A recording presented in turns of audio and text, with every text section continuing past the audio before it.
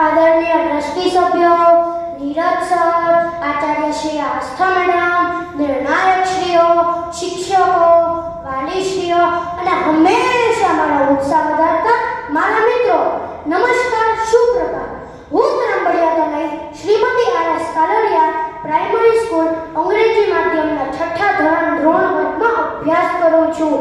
આજની આ ગુજરાતી વક્તૃત્વ સ્પર્ધામાં મારો વિષય છે જીવનમાં શિસ્તનું મહત્વ. સફળ થવું કોને ન ગમે?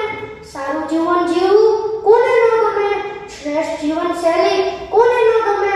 બધાને ગમે. શું આ શક્ય છે? હા, આ બધું જ શક્ય છે જીવનમાં જો શિસ્ત પાલન હોય તો. શિસ્ત એટલે નિયમોનું પાલન કરવું, જીવનને નિયમબદ્ધ રીતે જીવવાની કળા. જીવનમાં એવું કોઈ ક્ષેત્ર નહીં હોય કે જ્યાં શિસ્ત પાલન કરવામાં આવતું ન હોય. ઘર, શાળા, બેંક, કાર્યાલય, હોસ્પિટલ, જાહેર સ્થળો એમ બધે જ શિસ્ત પાલન કરવામાં આવે છે. આપણા દેશના રક્ષકો એવા સૈનિકો તેમજ પોલીસ તંત્રના શિસ્ત પાલનના લીધે જ આપણા દેશમાં ભયમુક્ત થઈને રહ્યા છીએ.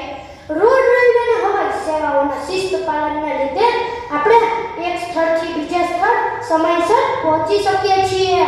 અરે, પ્રકૃતિ પણ શિસ્તને અનુસરે છે. સૂર્યનું દરરોજ સવારે ઉગવું અને સાંજે આથમવું, ઋતુનું બદલવું, પૃથ્વીના પોતાની ધરી પર ભ્રમણ કરવું, વૃક્ષ પર ફળ ફૂલ આવવું, આ બધું જ શિસ્તબદ્ધ રીતે થાય છે. માની લો કે પ્રકૃતિ જો માત્ર એક જ પળ માટે આ શિસ્ત છોડી દે તો સજીવ સૃષ્ટિ જોખમમાં મુકાઈ જાય. પ્રકૃતિ તેમજ આ બધા જ ક્ષેત્રોમાં શિસ્ત પાલનનું આટલું મહત્વ હોય તો વિચારો કે મનુષ્ય જીવનમાં શિસ્ત પાલનનું કેટલું મહત્વ હશે. કહેવાય છે કે શાળા એ બાળકનું બીજું ઘર છે, તો ઘર એ બાળક માટે પ્રથમ શાળા છે. બાળકોને પ્રાથમિક શિસ્ત ઘરમાંથી જ શીખવાડવામાં આવે છે, જેમ કે સત્ય બોલવું, સમયસર સૂવું, ઉઠવું અને જમવું, વડીલોને માન આપવું, પોતાનું શક્ય એટલું કામ જાતે જ કરવું, કોઈને મદદરૂપ થવું. આપણે સૌ નાનપણથી આમ શિસ્તબદ્ધ જીવન જીવવામાં ટેવાઈ ગયેલા છીએ. શિસ્તના બે પ્રકાર છે. એક બાહ્ય શિસ્ત એટલે તો કોઈના કહેવા પ્રમાણે અથવા તો કોઈના નિયમોને આધીન રહીને કરવામાં આવતું વર્તન, ને બીજું આંતરિક શિસ્ત એટલે કે સ્વ-નિયંત્રણ કે જેમાં પોતાની સમજણ કે અનુભવ પરથી પરિસ્થિતિને અનુરૂપ કરવામાં આવતું વર્તન. બાહ્ય અને આંતરિક શિસ્તનું સચોટ અને સંયુક્ત દ્રષ્ટાંત એટલે આપણી શાળા. આપણી શાળામાં બાળક જ્યારે શિશુ વાટિકા એટલે કે નર્સરીમાં પ્રવેશ મેળવી અને શાળાએ આવવાનું શરૂ કરે છે ત્યારે શરૂઆતના દિવસોમાં તે પોતાની મસ્તીમાં અહીં તહીં ફરશે, રમતા રમતા ભણશે. પરંતુ જ્યારે તે આપણા શિક્ષકો પાસેથી તે શિસ્તના પાઠ શીખશે ત્યારે તેના વર્તનમાં નોંધપાત્ર બદલાવ જોવા મળશે. હવે બાળક વર્ગમાં આવતા કે વર્ગની બહાર જતા શિક્ષકની પરવાનગી લેશે, પોતે નિશ્ચિત જગ્યાએ જ બેસશે અને શિક્ષક દ્વારા આપવામાં આવેલ દરેક આજ્ઞાનું પાલન કરશે. આ છે બાહ્ય શિસ્ત. અને આ જ પ્રમાણે શિસ્તનું નિયમિત પાલન કરતા કરતા જ્યારે તે આગળના વર્ગમાં આવશે અને આ જ નિયમોનું સ્વેચ્છાએ પાલન કરશે તો આ છે આંતરિક શિસ્ત.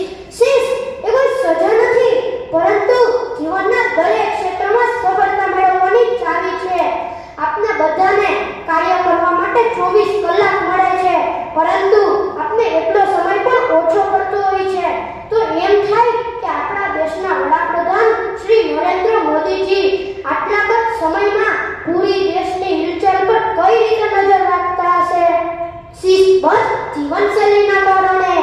મોદીજી ઉપરાંત દેશના અનેક સુપ્રસિદ્ધ વ્યક્તિઓ જેવા કે મહાત્મા ગાંધીજી, ડોક્ટર એપીજે અબ્દુલ કલામ, અમિતાભ બચ્ચન, સચિન તેંડુલકર, મુકેશ અંબાણી, અલગ અલગ ક્ષેત્રોના બધા જ વ્યક્તિનું સફળતા મેળવવાનું રહસ્ય માત્ર અને માત્ર શિસ્ત પાલન જ છે.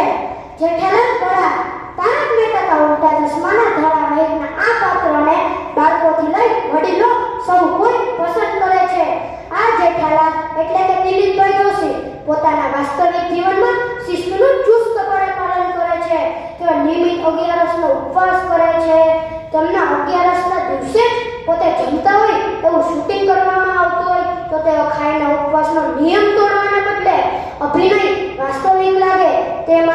કોળીઓ મોંમાં તો લે છે પરંતુ ગળે ઉતારતા નથી.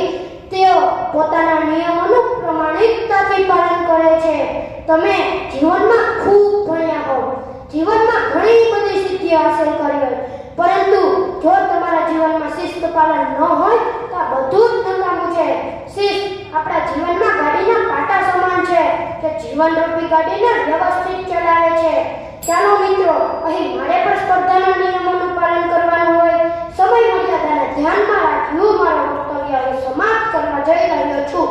પરંતુ મારી આ વાત સાંભળી અને તમે પણ નાનો એવો નિયમ બનાવો અને તેને અનુસરો, અને જો તમે તેમાં સફળ બનો તો હું માનીશ કે મારા જીવનમાં શિસ્તનો